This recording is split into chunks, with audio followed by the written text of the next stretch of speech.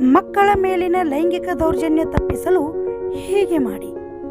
ಮಕ್ಕಳ ಮೇಲೆ ಲೈಂಗಿಕ ಕಿರುಕುಳ ಪ್ರಕರಣಗಳ ಕುರಿತು ನಾವು ಓದಿರುತ್ತೇವೆ, ಕೇಳಿರುತ್ತೇವೆ. ಏನೂ ಅರಿಯದ ಮುಕ್ತ ಕಂದಮ್ಮಗಳು ಕಾಮುಕರ ವಾಂಛೆಗೆ ಬಲಿಯಾಗುತ್ತವೆ. ಹೆತ್ತವರು ಮಕ್ಕಳಿಗೆ ಆರಂಭಿಕ ಹಂತದಲ್ಲಿಯೇ ಇದರ ಬಗ್ಗೆ ಅರಿವು ಮೂಡಿಸಿದರೆ ಮಕ್ಕಳ ಮೇಲಿನ ಈ ಪ್ರಕರಣವನ್ನು ಸ್ವಲ್ಪ ಮಟ್ಟಿಗೆ ತಡೆಯಬಹುದು.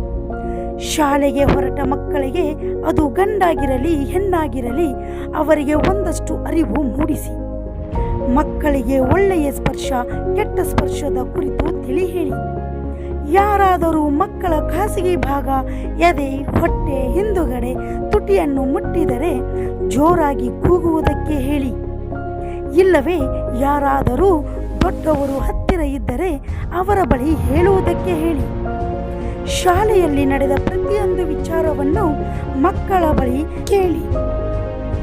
ಶಾಲೆ ಮಾತ್ರವಲ್ಲ, ನಿಮ್ಮ ಪಕ್ಕದ ಮನೆಗೆ ಮಕ್ಕಳು ಹೋಗಿದ್ದರೂ ಅಲ್ಲಿ ಯಾರಾದರೂ ಅವರನ್ನು ಸ್ಪರ್ಶಿಸಿದರೆ ಅಥವಾ ಯಾವುದಾದರೂ ಅಹಿತಕರ ಘಟನೆ ಅವರೊಂದಿಗೆ ನಡೆದರೆ ಅದರ ಬಗ್ಗೆ ವಿಚಾರಿಸಿ.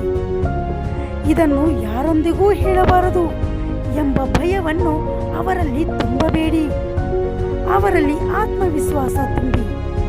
ಆಗ ಮಕ್ಕಳು ಪರಿಸ್ಥಿತಿಯನ್ನು ಎದುರಿಸಲು ಕಲಿಯುತ್ತಾರೆ. ಧನ್ಯವಾದಗಳು.